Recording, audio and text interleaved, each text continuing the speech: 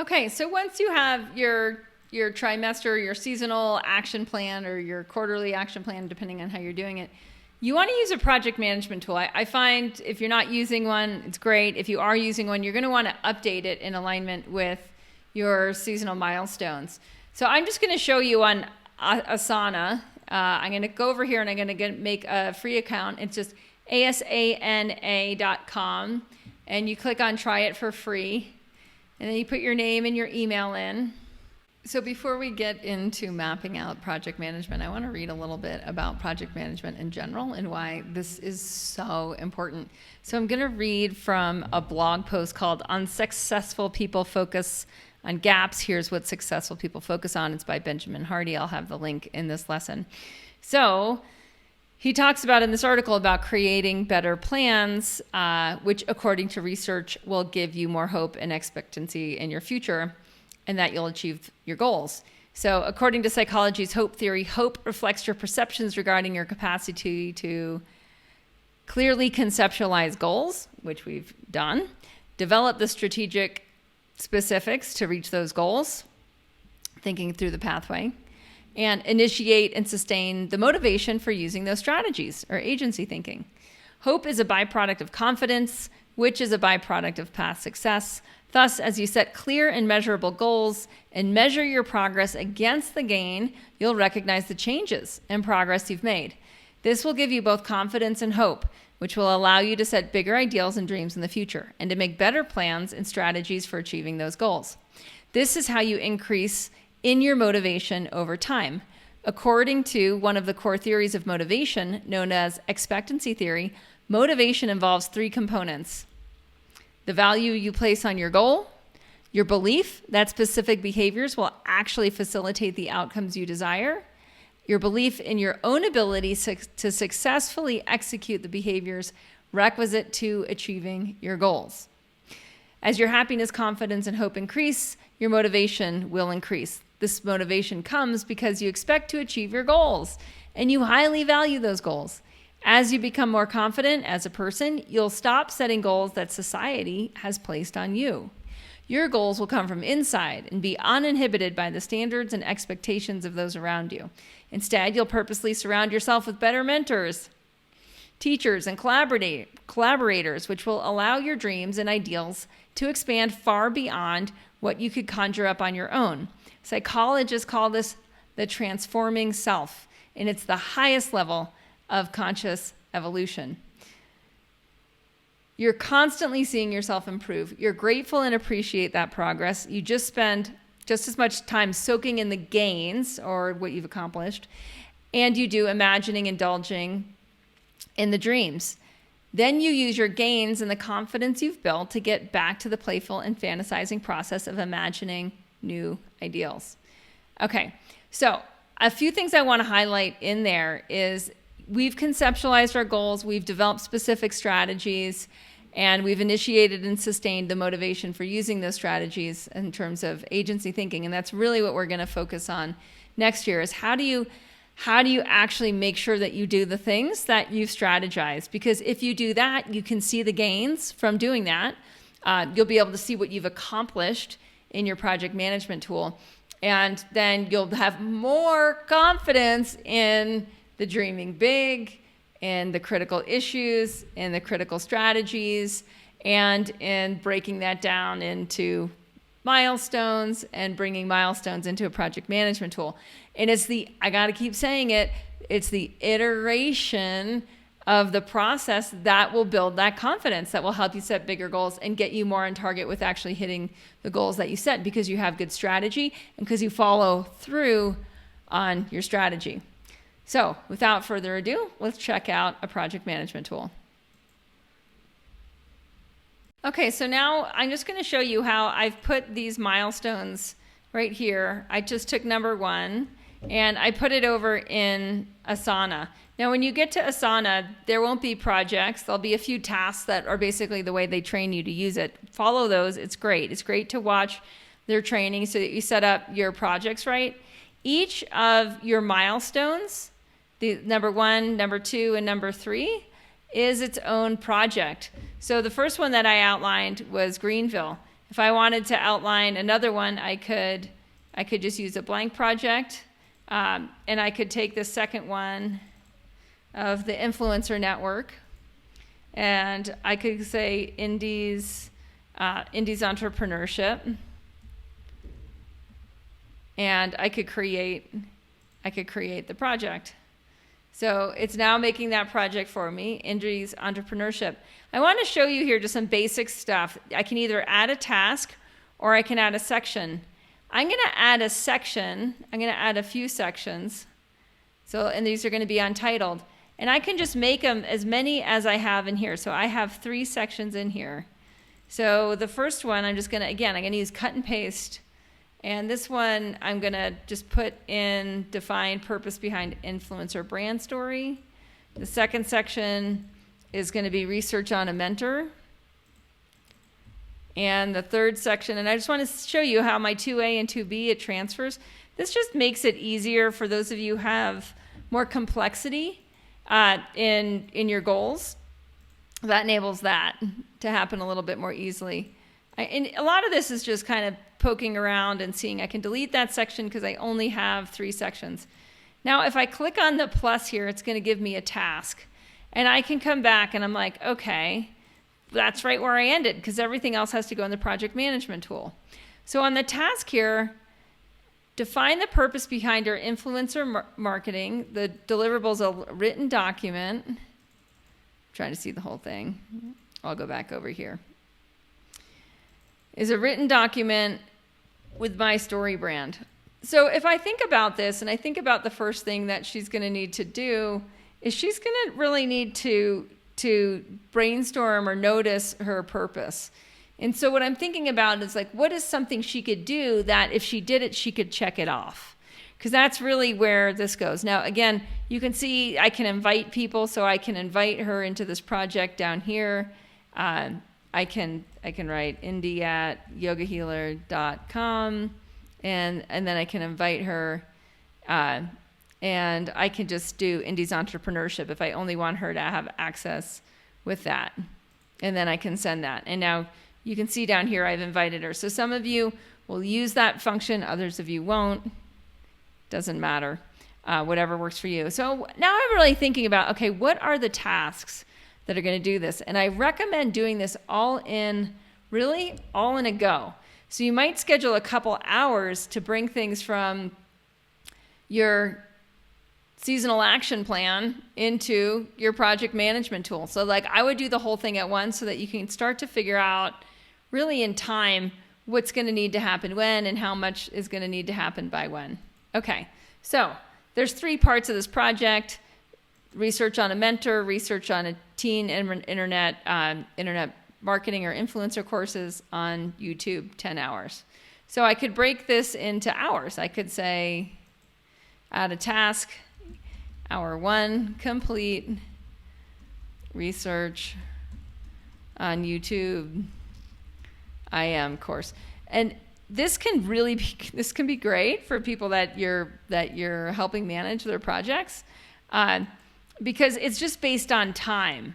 And this is not a bad thing to do. I just have to put in this case, it's 10 hours. Now, if I wanted to change exactly what kind of research she was doing, I would change what was going to happen in the details here. Now, you can see I can also assign here to Indy. I know, pretty slick, right? And then I can add due dates. Say I want her to watch an hour a week, or say she and I decide that that's what she wants to do, and say she wants to do it on Mondays, then we could put dates in. Oops.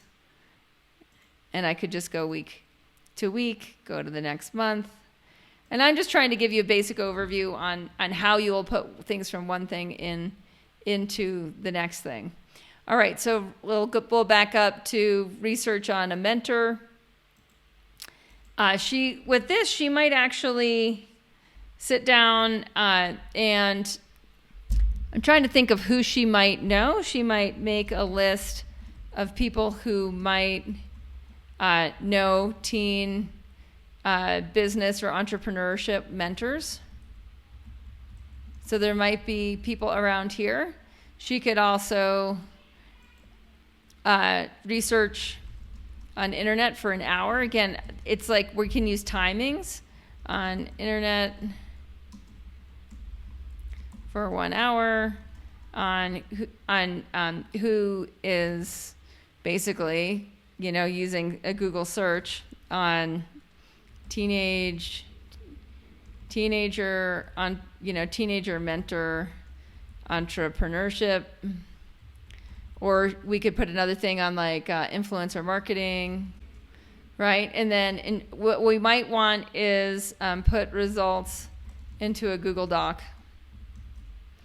And so what I often do with something like that, where I'm putting the deliverable right into it, right? And I can put the details in here instead of making that so long. I can put the details on like deliverable is a Google Doc with research. So all I'm trying to do is like really think through this project of what is going to make her successful on researching a mentor. After she has that Google Doc, she can review it with me because I'm being her project manager here. So review Google Doc on mentor research with Mama, and that's me. Now we could assign that to Indy. That can have a due date. Say we want to do that a month from now. And now that's there. So you can add subtasks to tasks to break up things into smaller parts. If you do the paid version of it, you can also do a start date and a due date, and that can really help you see what comes first and what comes second. At this point, now that you get how to set this stuff up, I'm going to just show you in Greenville. All I did was take 1A through 1F, and I brought it over here into the project management tool. I did not do assignees or due dates. They would all be assigned. They would all be assigned to me for the most part. Maybe some to my husband. And then I could put the due dates in here, which I hadn't yet done. So allocating the money, build the budget, meet with an advisor. I put in the tasks of review budget with financial advisor, land developer, create a checking account for Greenville to track expenses. What I want to show you here is they're pretty, they're concrete. I should know if I've done them or not. And that's how I always want tasks. Some of you will use tasks more like the ones I have in Indy's project, where it's just putting a certain amount of time into a project. Either way, when you check these things off, at the end of the, basically at the end of the trimester, you'll be able to see all of the things that you've checked off.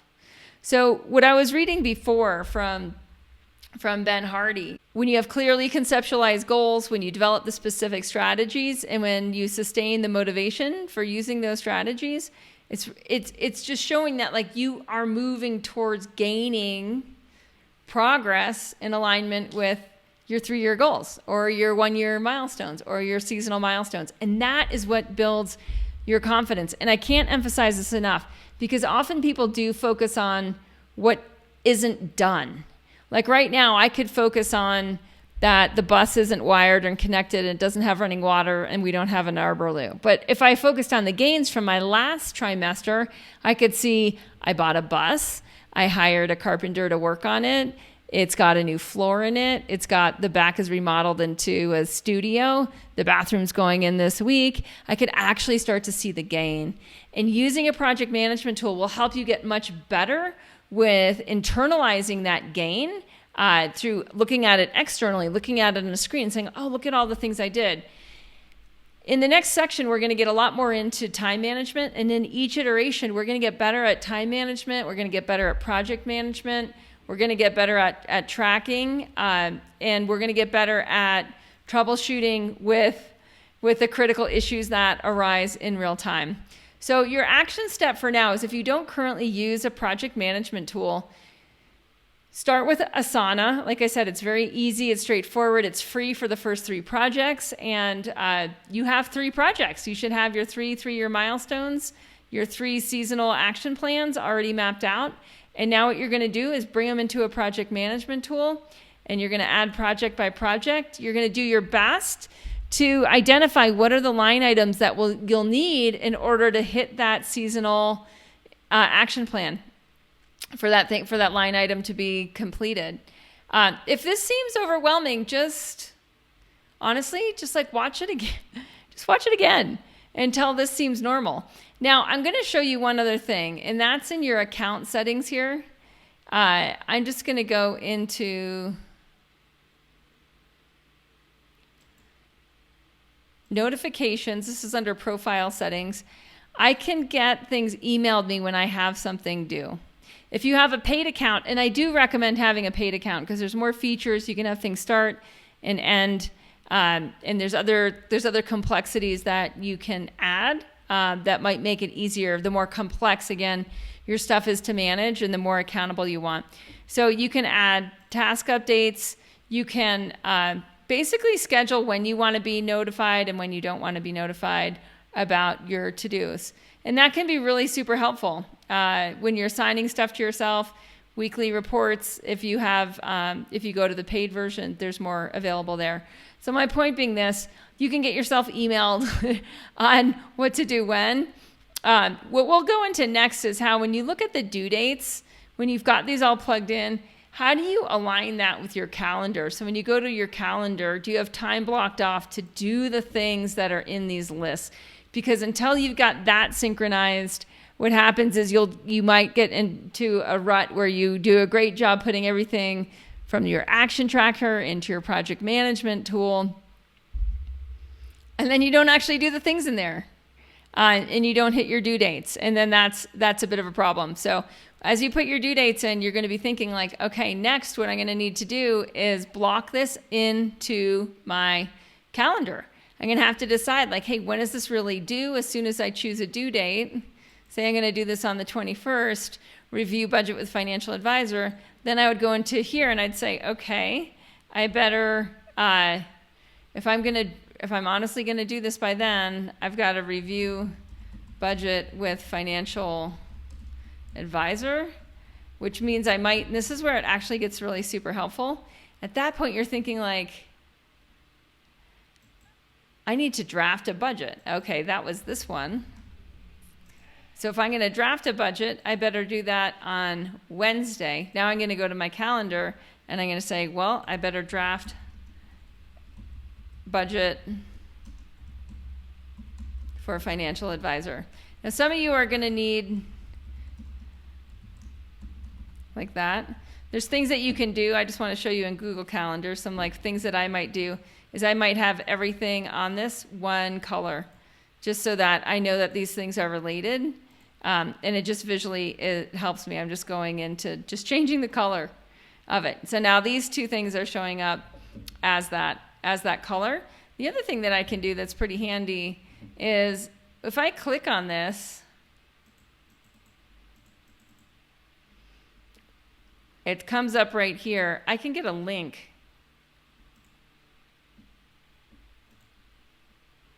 Task link was copied to my clipboard.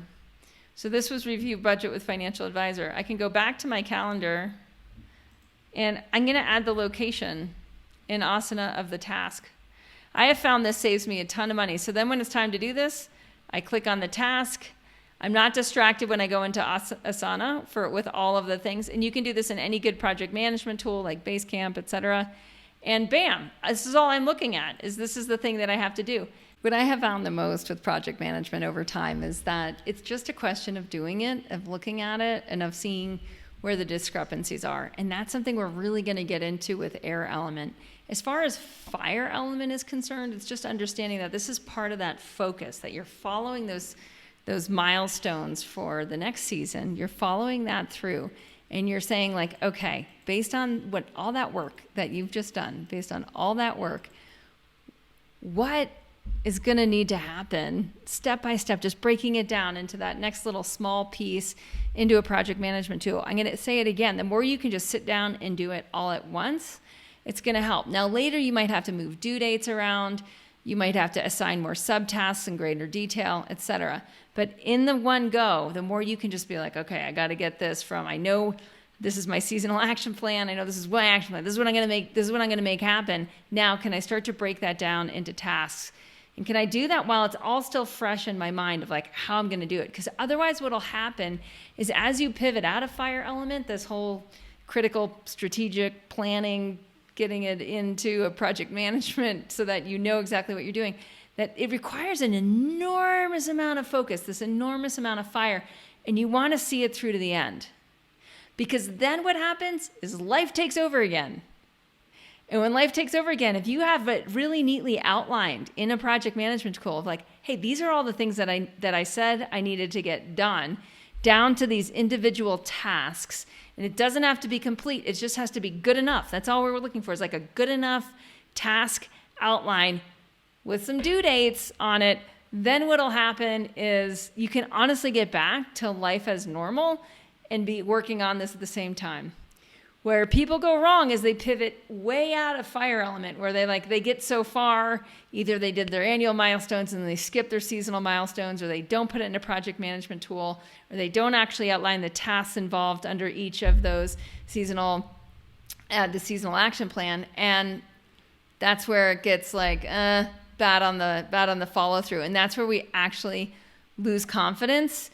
And when we lose confidence because we're kind of failing in our own system, even though we had a great strategy, we did all the work with critical issues and strategy, what happens is that's when you'll start to lose motivation. Whenever that happens, just go right back to where you left off, but really try to build the habit of working through all of these phases in fire element with every iteration. Now, that said, that's one of the reasons I go on trimester now instead of on quarterly. It's because it takes a lot of work to get to that exactly. What are you going to do in this next phase? Exactly what are you going to do in this next season? So if I only need to do this whole iterative process 3 times a year instead of 4 times a year, there's a whole chunk of time there that I can actually put into doing the darn tasks, getting the stuff done, moving the ball forward. All right, I hope that's helpful, and go tackle it. And if you don't like the current project management tool that you're using, try another one. They all have slightly different functions, slightly different price points. And find the one that you want. Do a little research up front. If you don't know which one to start with Asana, asana.com. Start with a free account. Just get through the first iteration. It's great, and it really does have most of the functionality that most people in here will need, even if you have a team. Okay, get on it.